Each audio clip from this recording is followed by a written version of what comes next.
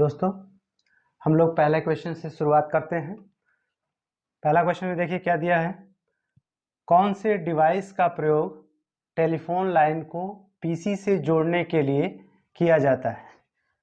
यहाँ पीसी से मतलब है पर्सनल कंप्यूटर से, ठीक है।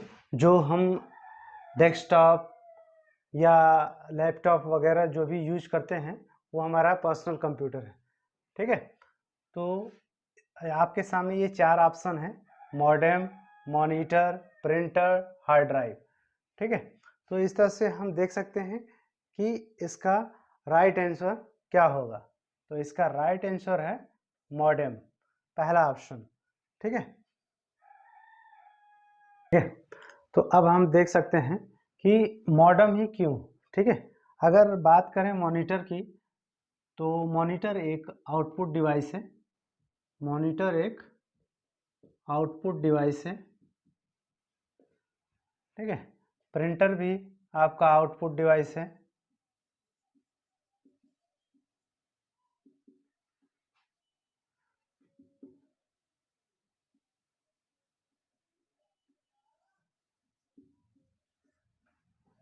प्रिंटर भी आपका आउटपुट डिवाइस है। हार्ड ड्राइव की बात करें, हार्ड ड्राइव भी आपका एक स्टोरेज डिवाइस है, स्टोरेज डिवाइस है। मॉडेम की बात करते हैं, ये टेलीफोन लाइन जो आजकल हम लोग मोबाइल से बात कर रहे हैं या आप लैंडलाइन फ़ोन से बात कर रहे हैं, किसी भी चीज़ तरीके से वो हमारा टेलीफोन लाइन है। जब कभी भी कोई भी केबल, और एक बात और हम आपको बताना चाह रहे हैं कि जो भी आपका टेलीफोन लाइन है, अगर वो पीसी से कनेक्ट हो रहा है तो वो जो केबल यूज किया जाता है, जो केबल यूज करते हैं आपके मॉडेम में या आपके सीपीयू में, वो होता है ईथरनेट केबल। वो होता है ईथरनेट केबल। ईथरनेट केबल के ही माध्यम से कोई भी लाइन को जो भी बातें होती हैं वो ट्रांसफ़र किया जाता है ईथरनेट केबल के माध्यम से, ठीक है। अब बात करें अगर मॉडेम की, कि मॉडेम होता कैसा है, तो आप देख सकते हैं इस तरह का मॉडेम होगा, ठीक है। इस तरह का मॉडेम होगा, इस तरह का एंटीना लगा होगा उसके ऊपर, और इस तरह से बहुत सारी लाइट जल रही होंगी कलरफुल, ठीक है।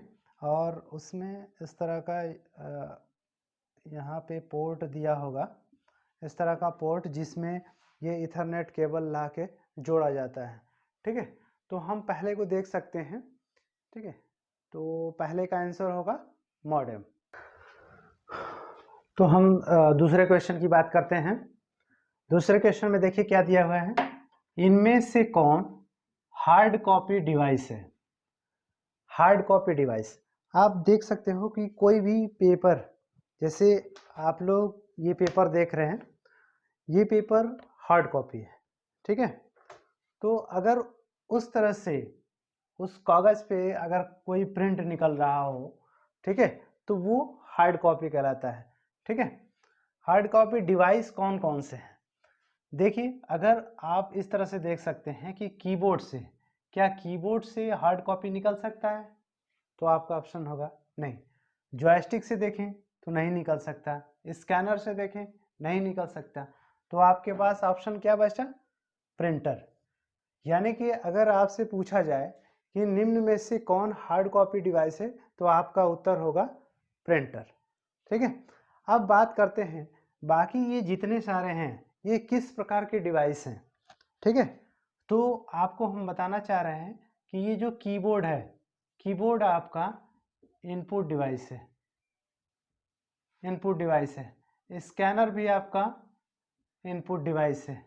जॉयस्टिक भी आपका इनपुट डिवाइस है, ठीक है। अब बात आती है कि ये जो जॉयस्टिक है ये है क्या।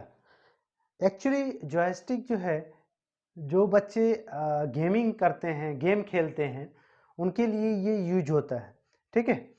गेम खेलने के लिए अगर आपसे पूछा जाए कि गेम खेलने के लिए कौन से डिवाइस का प्रयोग किया जाता है, तब भी आपका उत्तर आएगा जॉयस्टिक।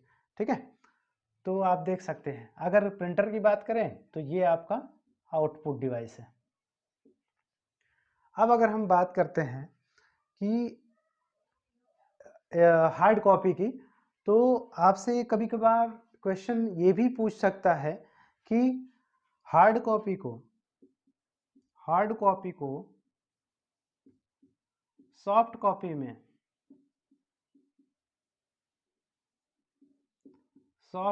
में बदलने वाले डिवाइस का नाम क्या है। तो आपको हमेशा मालूम होना चाहिए कि जब हार्ड कॉपी है यानी कि कोई भी पेपर है, उसको सॉफ्ट कॉपी यानी कि किसी कंप्यूटर में अगर उसे इनपुट कराना हो, ठीक है, तो वो सॉफ्ट कॉपी में बदल जाता है। और ये हार्ड कॉपी से सॉफ्ट कॉपी में बदलने वाला जो डिवाइस होता है उसे हम लोग कहते हैं स्कैनर डिवाइस होता है। अगर यही इसके ठीक विपरीत अगर पूछ दे, सॉफ्ट कॉपी को हार्ड कॉपी में बदलने वाले डिवाइस का नाम क्या है, तब आप उत्तर देंगे प्रिंटर। यानी कि कंप्यूटर में जो भी मौजूद होती हैं वो सॉफ्ट चीज़ें होती हैं, उसको पेपर पे प्रिंट कर देता है, यानी कि वो सॉफ्ट कॉपी से हार्ड कॉपी में बदल देता है। तो वो काम कौन करता है? प्रिंटर। अगर बात करते हैं कि हार्ड कॉपी को सॉफ्ट कॉपी में कौन बदलता है, तो स्कैनर। ठीक है, अब चलते हैं तीसरे क्वेश्चन की। अब हम तीसरे क्वेश्चन की बात करते हैं, देखते हैं तीसरे क्वेश्चन में क्या दिया है। दिया है रोम का विस्तार रूप क्या है, यानी कि रोम का फुल फॉर्म क्या होता है। ठीक है, तो आपके सामने चार ऑप्शन दिए गए हैं: recordable only memory, read octet memory, read only memory, random only memory.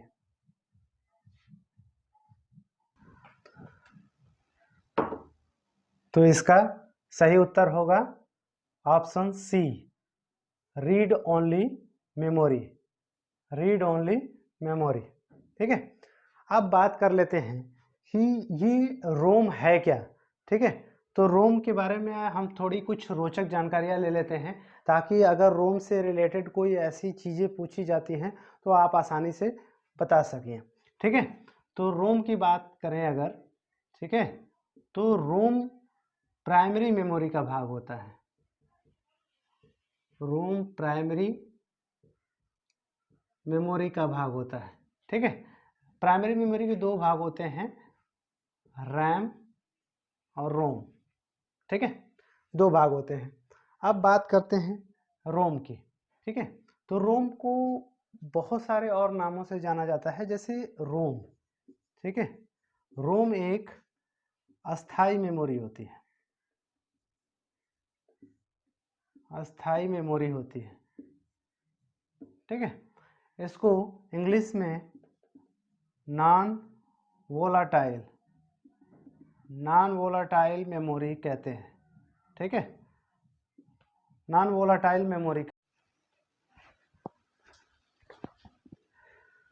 अब हम रोम के प्रकार के बारे में बात कर लेते हैं कि रोम कितने प्रकार के होते हैं।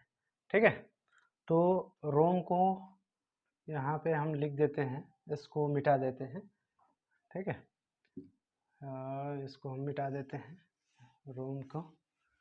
ठीक है, रोम के बारे में अगर हम बात करते हैं, ठीक है, तो रोम तीन प्रकार के होते हैं। पहला है पी रोम। पी रोम, इसका फुल फॉर्म होता है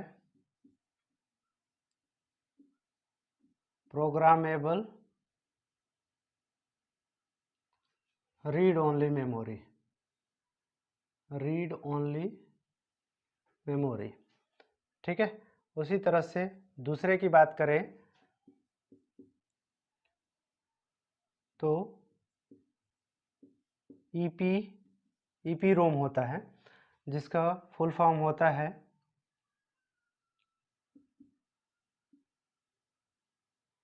इरेजेबल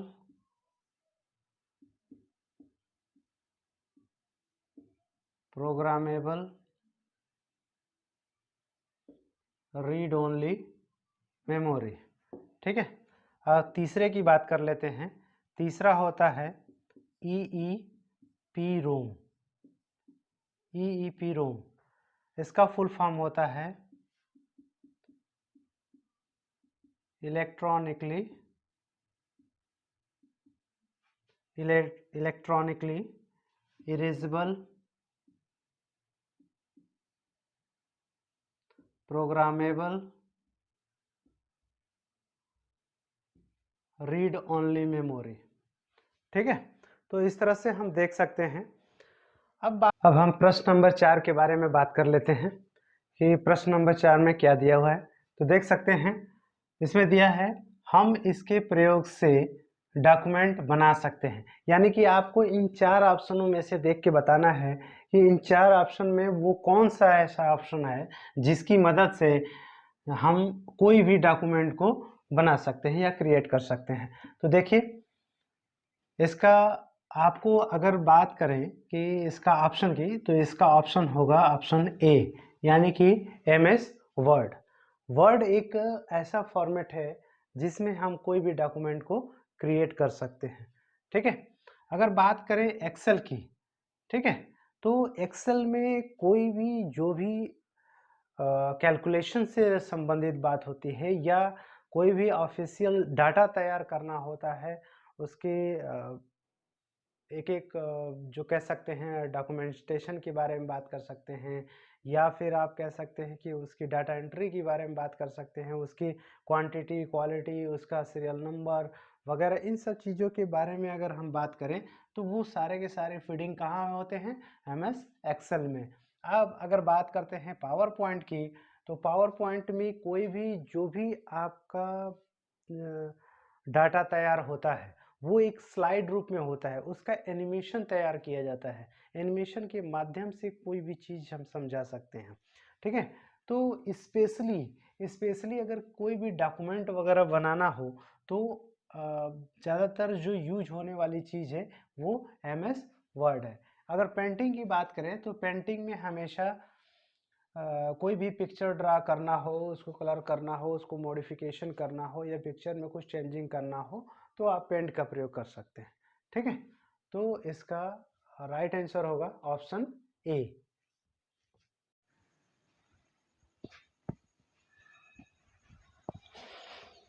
अब हम बात कर लेते हैं प्रश्न नंबर 5 के बारे में।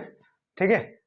देखते हैं प्रश्न नंबर 5 क्या कहता है कि अगर किसी फाइल को प्रिंट करना हो तो उसके लिए कौन सा शॉर्टकट की प्रयोग होगा। ठीक है। एक फाइल को प्रिंट करने के लिए कौन सा शॉर्टकट की प्रयोग किया जाता है। ठीक है। तो हम देख सकते हैं, सबसे पहले एक एक चीज को हम देख लेते हैं और जानते हैं कि उसका होगा क्या। ठीक है। तो कंट्रोल S का, ठीक है, कंट्रोल S से कोई भी फाइल जो होती है वो सेव होती है। यानी कि अगर सुरक्षित होने की बात किया जाए कि कोई भी फाइल को कौन से शॉर्टकट की से सुरक्षित किया जाता है, ठीक है, तो आपका ऑप्शन होगा कंट्रोल S। ठीक है। अब बात कर लेते हैं ऑप्शन बी का कि कोई भी फाइल को कॉपी करने के लिए कौन सा शॉर्टकट की होता है। यानी कि किसी भी फाइल की अगर नकल करना हो तो कौन सी शॉर्टकट की यूज होता है, तो कंट्रोल सी से आपको कॉपी करना होता है। ठीक है। अब बात करते हैं ऑप्शन नंबर सी का। तो इसमें दिया है कंट्रोल वी से हमेशा पेस्ट करते हैं। यानी कि जब कभी भी कोई भी फाइल को आप कॉपी कर लेते हैं, अगर उसको किसी दूसरी जगह पे, यानी कि आप थोड़ा सा उससे हटके कहीं भी उस फाइल को जो आप कॉपी कर चुके हो उसको कहीं और प्रिंट करना हो, यानी कि कहीं और वही चीज़ ला देना हो, तो उसके लिए हम कंट्रोल भी का प्रयोग करते हैं। ठीक है, पेस्ट। अब बात आती है कंट्रोल पी की। तो यही आपका ऑप्शन होगा, यानी कि प्रिंट करने के लिए अगर पूछें कि कौन सा शॉर्टकट की प्रयोग होता है तो आपका ऑप्शन होगा पी। कंट्रोल पी से कोई भी फाइल को प्रिंट किया जाता है। ठीक है। अब इससे इस शॉर्टकट की बात आ गई है, तो हम जाते जाते एक और चीज़ बताते चलते हैं कि अगर आपसे ये पूछ दे कि कोई भी फाइल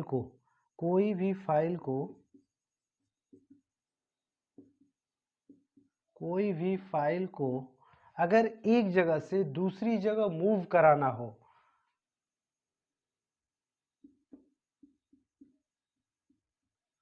कोई भी फाइल को, यानी कि अगर हम या आपके एग्जाम में अगर ये आता है कि कोई भी फाइल को मूव कराने के लिए कौन सा शॉर्टकट की प्रयोग होता है, तो आपको बहुत सारे ऑप्शन दिए रहते हैं।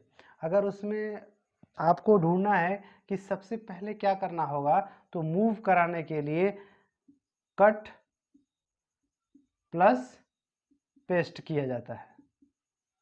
यानी कि अगर बात किया जाए कि अगर किसी फाइल को मूव कराना हो, तो सबसे पहले हम उस फाइल को कट करेंगे, उसके बाद कहीं पे ले जाके उसको पेस्ट कर देंगे। ठीक है, अगर यही बात आती है कि कोई भी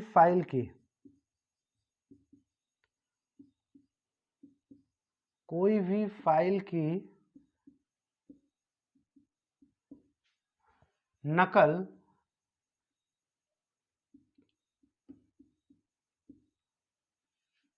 प्रिंट करना हो, या कह सकते हैं नकल रखना हो, ठीक है, तो उसके लिए जो शॉर्टकट की होता है वो होता है कॉपी, इसके बाद आपको करना होता है पेस्ट। यानी कि आपको कॉपी और पेस्ट दोनों करना होता है, तब किसी भी फाइल की नकल तैयार होती है। अगर उस फाइल को मूव कराना है तो उसके लिए कट और पेस्ट दोनों का प्रयोग करते हैं। ठीक है, तो दोस्तों आज का ये वीडियो आप लोगों को कैसा लगा? अगर आपको ये वीडियो पसंद आती है तो प्लीज़ लाइक कर दीजिएगा। धन्यवाद।